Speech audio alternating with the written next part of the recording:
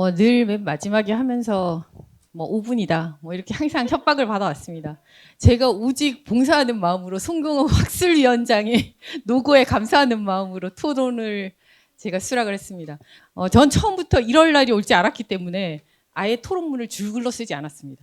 그냥 그래프로 그렸습니다.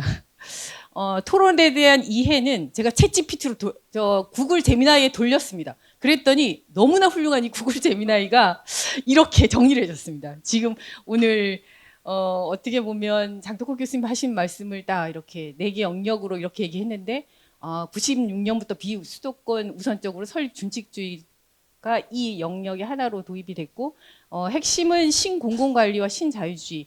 그러니까 저는 이제 이 부분에 대해서 제가 이제 전공은 세부 전공이 교육재정입니다. 재정이다 보니까 저희한테 지금 최근에 굉장히 논란이 되고 있는 것 중에 하나는 지방교육재정 교부금이 내국세 20.79%로 연동되어 있는 것이 학령인구 감소에서 너무 과하다. 그 비중을 낮추기 위한 노력들을 계속 엄청나게 하고 있잖아요. 근데 그럴 때 이제 저희가 얘기하고 있는 게 인건비 교육이라고 하는 곳에서는 인건비 비중이 제일 높기 때문에 인건비를 별도로 받고 내국세 비중을 한 뭐 15% 내로 낮추는 거 뭐 이런 것들은 받아들일 수 있다. 근데 이거 무슨 말이냐면 인건비를 저희가 총량에 얹어서 그렇게 20.79%로 달라고 한 적이 한 번도 없습니다. 그냥 우리는 계속 인건비 별도로 주고 내국세 한 13%, 15%면 충분하다 얘기를 해왔는데 그걸 얹었습니다. 그러니까 똑같이 뭐냐면 대학 설립 준칙주의도 교육부에서도 혹은 교육계에서도 누구도 설립 준칙주의를 하자고 하지 않았습니다. 오히려 여기 들여다보면 그냥 그 정책을 만들 당시에 많은 사람들이 교육학 베이스보다는 경제학, 철학적, 굉장히 논리 철학한 사람들, 또 직업교육한 사람들, 이런 사람들이 하면서 그냥 전반적인 정부 정책이 그 방향이었고 그 중에 하나의 굉장히 쉬운 타겟 중에 하나가 준칙주의가 말하자면 가장 쉽게 도입이 된 거죠. 왜냐하면 초기 제도적 조건에 대한 얘기를 장 교수님 말씀하셨지만 그 당시에 모든 사람들은 일반 4년제 대학을 선호한 거죠. 직업대학보다는. 그리고 작은 대학보다는 큰 대학을 선호한 거죠. 그러니까 이게 모든 게 맞아 떨어진 거죠. 실제로 운영하는 사람의 의사와 무관하게. 그래서 그 이후에 사실 목표가 자율성 확대하고 다양한 특성화라고 했지만 이거는 표면적으로 나타낸 거고 이 모든 흐름을 보면 이게 진짜 목표였나? 준칙주의에? 이건 다 누구나가 실질적인 목표는 저것이 아니었다. 이렇게 받아들일 수 있습니다.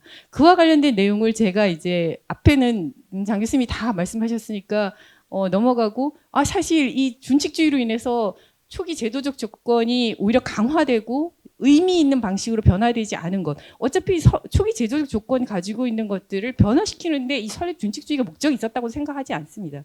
그러니까 왜 그랬을까 생각해 보는 것을 제가 이 글을 읽으면서 왜 그랬을까 생각해 보면 어떻게 보면 설립 준칙주의가 성과가 하나도 없었나? 저는 이제 재정하는 입장에서 성과도 있었다. 근데 너무 장 교수님이 아무 성과가 없었다고 하시니까 그래도 뭔가 성과를 찾아야 하지 않을까? 토론자가 마치 거꾸로 그래도 얘가 뭔가 귀한 게 있을 거야. 그래서 막 제가 찾기 위한 노력을 한 게 이제부터 등장하는 많은 그래프들입니다. 자, 저는 이제 교육 재정을 하고 고등교육 재정을 하니까 이걸 고등교육 재정의 기본 항상 저희가 쓰는 그래프입니다. 이 논문에 대한 발표를 해서 새로 그린 게 아니라 늘 해왔던 건데 우리나라의 이 진학률과 취학률, 그러니까 진학률은 고등학교를 졸업하고 대학을 가는 비율이고 특정 연령대의 인구분의 고등교육 대학을 다니는 인구, 이게 취학률입니다. 그러니까 우리가 보통 앞에서 병 교수님부터 계속 얘기한 트로가 얘기하는 보편화 단계라고 하는 건 보통 취학률이 50%를 넘을 때입니다. 그럼 뭐냐면 정확하게 우리나라 취학률이 50%가 넘는 게 2000년입니다. 90년대가 아닙니다. 2000년부터 56%를 넘었고 이때부터니까 어쩌면 지금 현재 이제 이렇게 변해서 지금 현재 우리가 취학률이라고 하는 게 76.3%거든요. 지금 가장 최근이.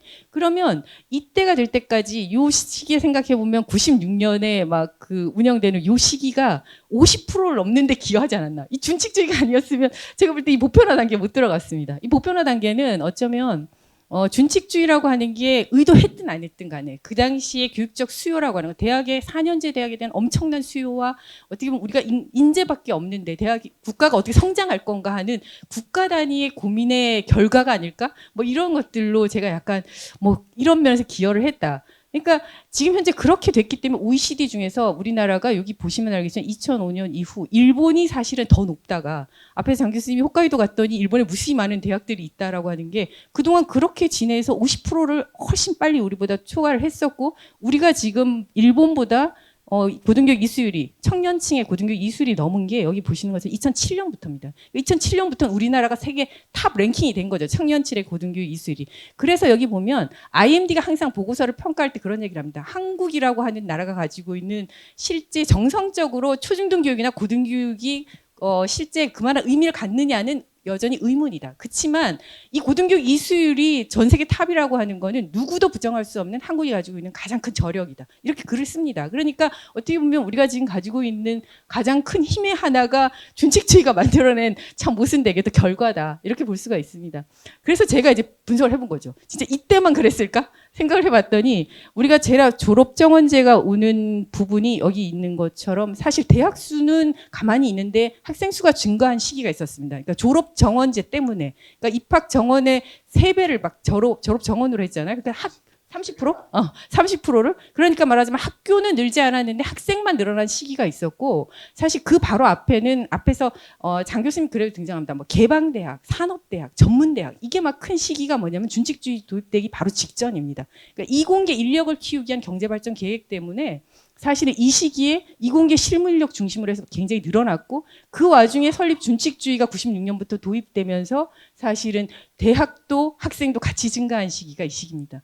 그렇게 해서 지금까지 학생 수가 최고일 때가 2012년이었고 학교 수가 최고일 때가 2005년이었습니다. 그러니까 그 이후부터는 지금 어떻게 보면 굉장히 정체되어 있는 상태죠.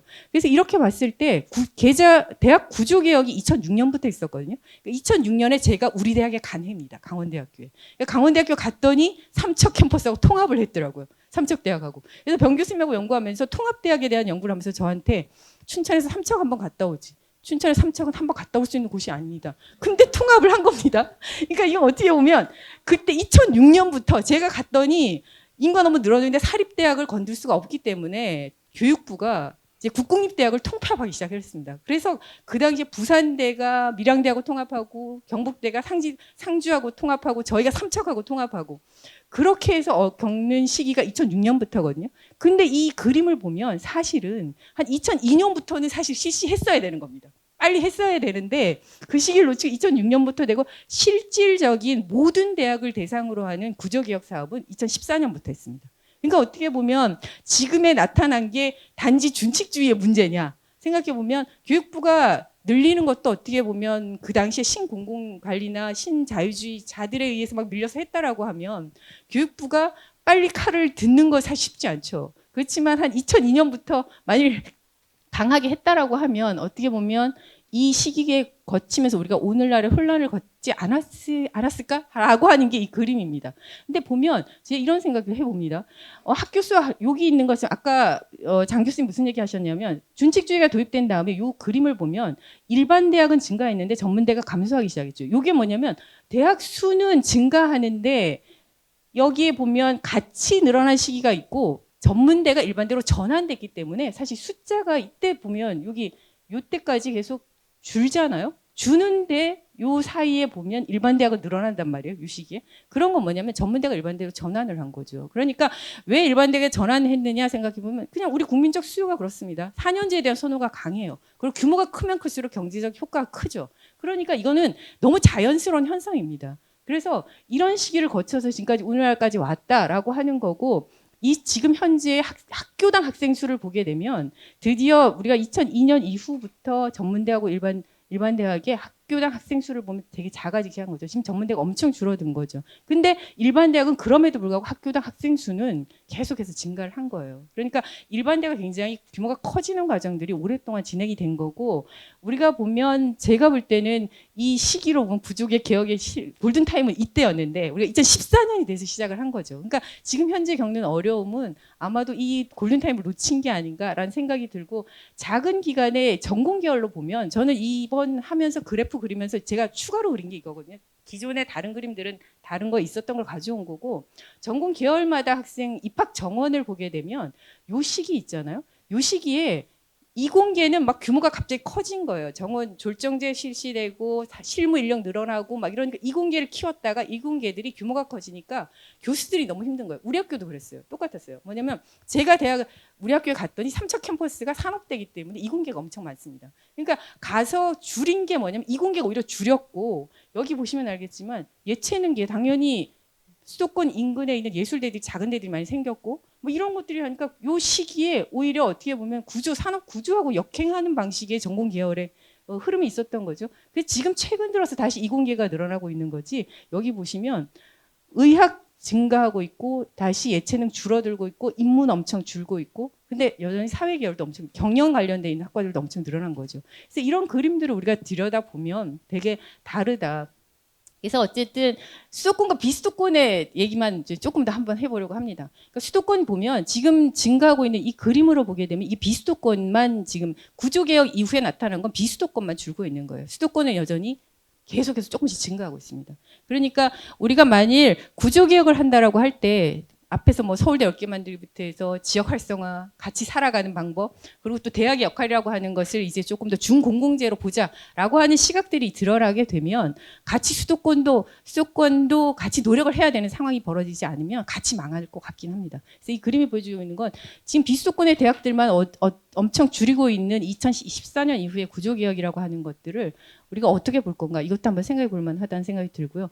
그래서 국공립대학도 마찬가지입니다. 여기 보시면 알겠지만 국립대는 비슷하지만 사립대가 그렇게 많이 또 줄었냐 하면 또 그렇지도 않습니다. 그래서 이 관련된 것들을 다 함께 볼 필요가 있다라고 하는 거고, 제가 이제 마지막으로 드리고 싶은 생각은 뭐냐면 대학이 과연 자율혁신을 할 수 있는가? 제 그런 질문이 자꾸 듭니다. 정말 대학은 제가 볼 땐 자율혁신 불가능합니다.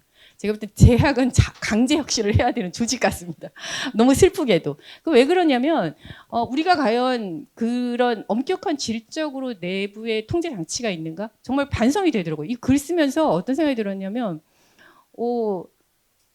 과연 어떻게 하면 대학이 자율혁신을 하면서 좀 질적으로 한 단계 업그레이드 될 수 있을까? 이 모든 대학들이. 그런 대학의 샘플이 어딘가 있었으면 좋겠다. 만약 우리가 그런 대학을 찾아서 도대체 그게 가능한 뭐 때문일까? 한동대의 기독교 정신을 요구할 수는 없습니다. 제가 볼 때 강원대에 예컨대 뼈를 깎는 아픔으로 우리가 좀 더 나은 특성화 분야를 정해서 거기를 키우고, 그렇지 않은 많은 데들이 정원을 조정하고 좀 더 재정도 그쪽에 더 몰아주자, 아무도 동의하지 않습니다. 그러니까 뭐냐면 어쩔 수 없이 계속 재정 지원 사업이 등장하는 이 구조는 우리 대학 스스로가 자율혁신이 불가능한 상태를 만든 것, 이런 것에 있지 않을까. 그래서 저는 그냥 감히 생각해 보면 약간 이원적이고 단계적인 고등교육 중장기 계획을 세워야 되지 않을까, 이런 생각이 듭니다. 그러니까 국가 단위의 것과 지방 단위에서 이걸 세워서 조금은 한 번쯤 더 논의를 하게 되는 과정을 통해 가지고 좀 조정을 할 수 있지 않을까. 그러니까 수기의 과정이라고 하는 건 제가 볼 때 이미 세워서 의견을 듣는 과정은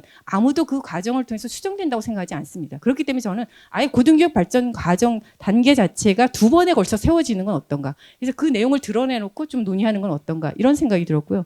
그래서 지역 단위로 넘어가는 건 저는 타당한 것 같아요. 라이즈가 문제가 있음에도 불구하고 강릉 원주대에 대한 고민은 그 대학을 살렸으면 좋겠고 그 대학이 잘 되길 바라는 건 강릉 시민이 가장 큽니다. 그러니까 강원대가 잘 되기를 강릉 시민은 바라지 않습니다. 춘천은 강원대를 고민해도 그게 구조입니다. 그래서 가장 가까이 있는 기초 단위에서 대학에 대한 것들을 뭔가 고민하게 하고, 또 대학에 압력을 가하는 것도 거기서 하고, 뭐 이런 것들. 그러니까 그냥 단순하게 경제적 논리가 아니라 약간은 이제는 애정, 정서적인 것들이 뭔가 같이 가는 것들이 필요하고, 그러려면 제가 볼 때는 과감하게 이 거버넌스 혁신이 있어야 되지 않을까라는 생각이 듭니다. 이게 외부에서 들어올 수 있는 장치를, 이거는 약간 강제 혁신을 해서 외부의 전문가를 통한 어떤 그 대학들의 혁신을 할 수 있는 거버넌스의 형성, 이게 되게 중요하지 않을까라는 생각을 해보면서 이제 앞으로 일반재정 지원 사업이 어떻게 앞에서 뭐 평가에 대한 얘기 많이 하셨잖아요, 병 교수님이. 그럼에도 불구하고 성과 관리가 되지 않고 이게 지속 가능할까? 뭐 이런 생각은 듭니다. 그래서 일반 재정 지원 사업을 확대하되 성과 관리는 어쩔 수 없이 강하게 갈 수밖에 없는 게 전 세계적 흐름인 것 같습니다. 그런 부분에서 전 마지막으로 드리고 수 있는 말씀이, 이게 조금은 제가 강원대학교에 근무하는 제가 이런 말씀을 드릴 때 어떨지 모르겠습니다. 어쩔 수 없는 저는 리그가 있다고 생각합니다, 대학을. 그러니까 대학들한테 당신들이 리그를 선택하세요 할 수 없는 것 같습니다. 이미 많은 정보공시의 데이터나 가지고 있는 실적상 대학은 이미 연구를 할 수 있는 대학이 있고 그렇지 않은 대학이 있고 산업협력이 이미 강한 대학이 있고 아닌 대학이 있습니다. 그러면 그걸 통해서 이미 리그를 해놓고 그 리그에 뛰어들라고 대학들을 제한해야지 모든 대학을 글로컬 대학에 지원하시오. 이게 타당한가? 이건 굉장히 어떻게 보면 책임이 이게 마치 아까 말한 보고서를 잘 쓰게끔 하면 거기 들어올 수 있는 것 같은 희망 고문을 시키는 것 이런 것들은 타당하지 않고 이미 가지고 있는 성과를 가지고 지금 단계에서는 리그를 나눌 수밖에 없고 그 사업의 유형에 들어올 수 있는 것들의 리그를 구분해 줘야 된다 이런 생각도 들고요. 그게 이제 마지막 희망은 우리가 이제 최근에 라이즈나 교육 특구하고 연계돼서 일정 부분은 많은 것 중에서 공립대학 정책을 조금 더 안정화시켜야 되지 않을까? 강원 도립대학을 마치 없어져야 되는 게 아니라 그 대학을 어떻게 살릴까? 그러니까 도립대학이라고 하는 걸 마지막 희망으로 삼아야 되지 않을까라고 하는 게 이후에 이제 지방대학을 키우는 하나의 방법. 그래서 강원대학교가 아니라 강원 도립대학이 크게 하는 방법에 대한 것들을 좀 이 라이즈 체계에 넣었으면 좋겠다라고 하는 게 마지막 제 생각이고 그걸 통해서 좀 기초 단위에서의 대학들이 애정을 가지고 클 수 있게끔 하고 또 직업계고 같은 경우는 전문대는 과감하게 좀 이제는 개편할 시기가 되지 않았나 뭐 이런 생각이 듭니다. 고등교육 내에서 전문대를 논의하는 거는 전문대에도 고등교육에도 발전에 기여하지 않는 게 아닐까라고 하는 게 저의 마지막 생각입니다.